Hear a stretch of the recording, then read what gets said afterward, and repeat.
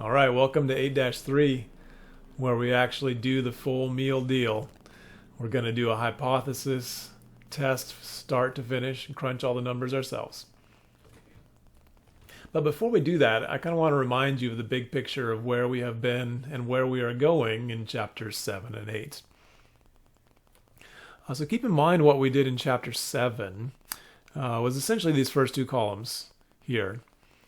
And we talked about doing confidence intervals, and we talked about computing sample sizes. So these were all chapter 7 ideas. And we talked about doing confidence intervals for data that was proportions, and we talked about doing confidence intervals for means and for standard deviations. And we did the same thing for sample size. Sample size for proportion involved a formula. And for means also involved a formula. And for standard deviation, actually just looking things up in a table that was in the book. But as we move into chapter 8, we are going to be looking at hypothesis testing. So hypothesis testing is our chapter 8 task. And in 8-3, we're going to look at testing claims about proportions. And then when we move on to 8-4, we'll test claims about means. And when we're in 8-5, we'll test claims about standard deviations. So it's these same three parameters that we've been working with in chapter 7 that we'll work with in chapter 8 as well. Okay, so let's actually do one. And I'm going to come back to my tired old Cheerio tossing example. If you need to go back and relive the glory days, you can go back and watch me throw those Cheerios into my word hole again. But let's actually set this up and run the numbers. So the claim was 30%. Abel catches the Cheerios 30% of the time. And we should be pretty comfortable by now with saying I can turn that into a claim. It's about a proportion. And the claim is that it is 30. It equals 30%. The opposite of that claim would be that it is not equal to 30%. Looking at those two statements, say the one that has the equal sign becomes the null. The one that doesn't have the equal sign becomes the alternative. And then this, normally you would set these up first, and then you would actually gather the sample. And I had a sample that was 7 out of 10, which is more like 70%, and it made you question whether or not my original claim was true, whether or not I was actually lying to you. And the underlying idea here, as always, is going to be start by assuming that the null is right. I'm going to say if the null is right, this is how samples should stack up. A lot of them will be right around 30%, some lower, some higher. And the question that we didn't really know how to compute yet was, where is 7 out of 10 on this span? You know, if 7 out of 10 is higher than 30%, but it's like there, then you're like, I didn't really prove the 30% claim was wrong with that.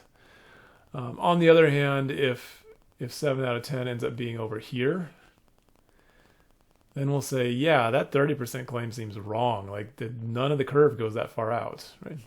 So that was the big question, was where is our sample really? And the way that we're going to actually talk about where it is we're going to talk about its p-value.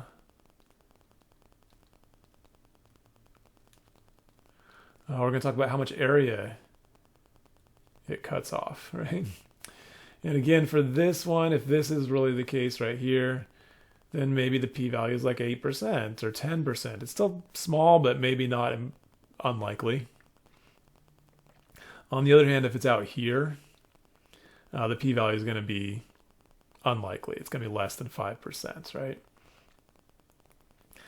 So let's get to actually figuring out the p-value. And if you're thinking about the central limit theorem and you're thinking about the size of a standard deviation and new standard deviation equals old standard deviation divided by the square root of n, stop thinking about all that. That is what underlies all of this, but we are going to let StatDisk do the number crunching, and we're going to focus on just interpreting what it means. Just like the real statisticians, kids. No one crunches those numbers by hand.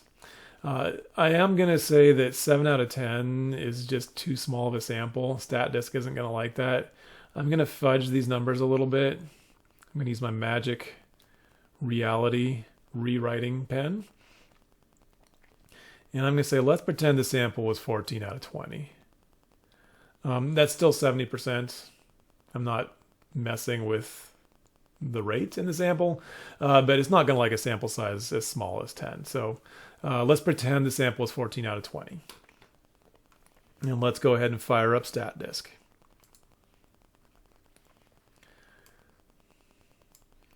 So you get StatDisk going.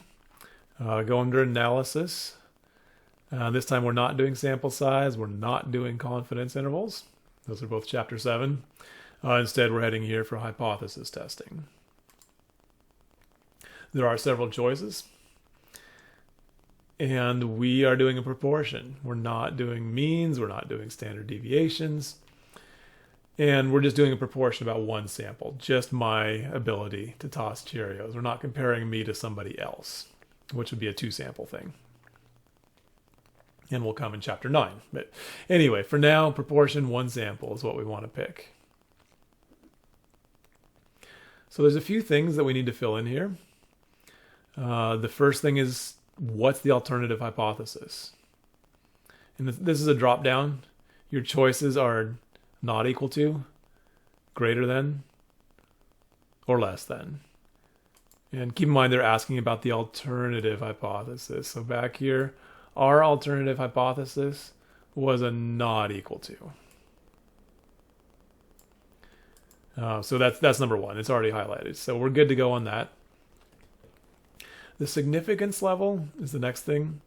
We are typically going to leave that at 5%. Significance level means, what do you consider unusual? For us, that definition has always been less than 5%. And unless they say otherwise, 5% is the default. Every once in a while, they're going to say, I don't want to consider it unusual until it's like less than 1%. In which case, we'll have to change the significance to 0.01. Or maybe 10%. Or they can change the usual versus unusual definition if they want to. That's what they call significance level. But let's keep it at 5% for this problem. Now they say, what was the claimed proportion? And the claimed proportion here, as you know, 30%. So change this to 0.3. The sample size, again, keep in mind I magically rewrote reality here. The sample size was 20. So 20. And 14 successes then. So let's go ahead and evaluate that and find out what the p-value is. So again, ignore the test statistic, ignore the critical value. That's a different way of making the same decision. We're going to go with p-value. And the p-value is definitely unusual, right? Way less than 5%. 0.00009. So I'm maybe just going to jot that down here. The p-value ended up being equal to 0.00009. And that's definitely don't have enough room there. That is definitely unusual.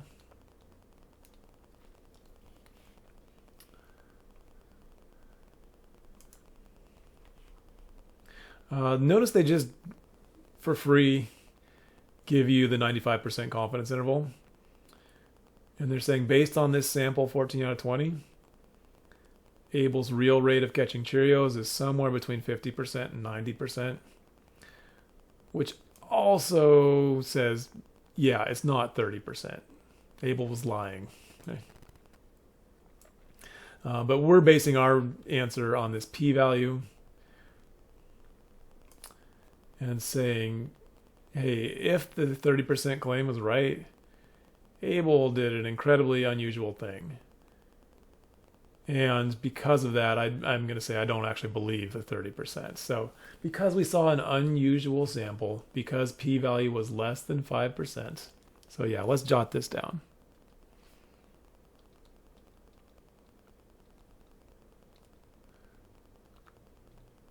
The p-value was unusual, which means less than 5%. Unless they change that 5%, right? But for us, less than 5%. P-value was unusual, so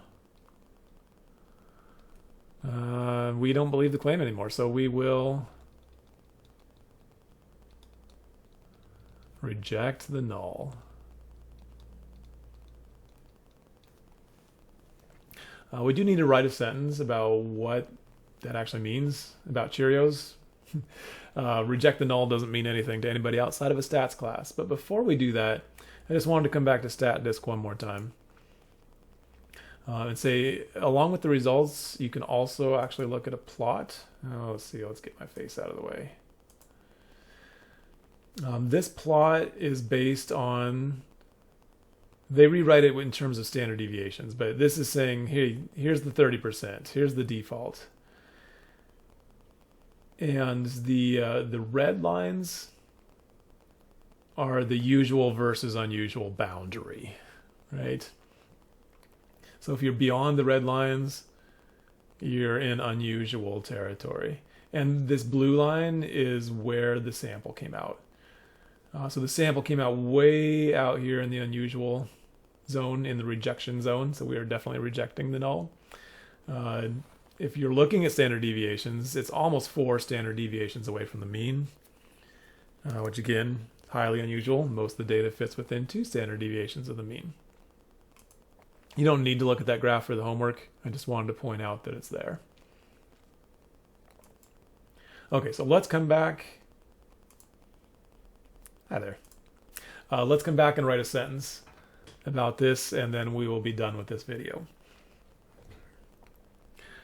So we are rejecting the null, and because we're rejecting the null, we'll say something like,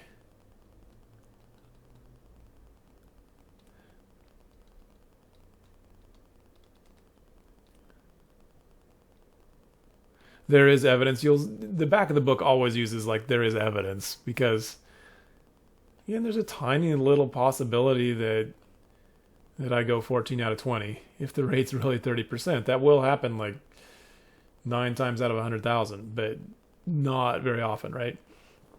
Anyway, so we'll say there is evidence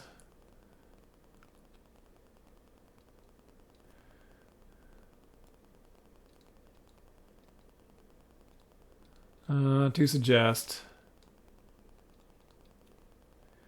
and I do want your sentence to describe what's going on here. So to suggest that Abel's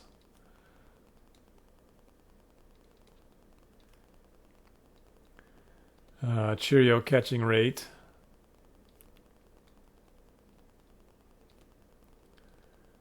is not 30%. And that's all I'm going to say. That answers the original claim. I don't know what Abel's rate, Cheerio catching rate actually is. It might be 70%, but I don't know. Maybe I was having a really good day. Maybe I was having a really bad day. Maybe my rate's even higher than 70%. I don't know what my rate is. I just know what it isn't. It's not 30%. All right, in the next video, we'll try an example from the homework, and then I'll turn you loose to tackle it.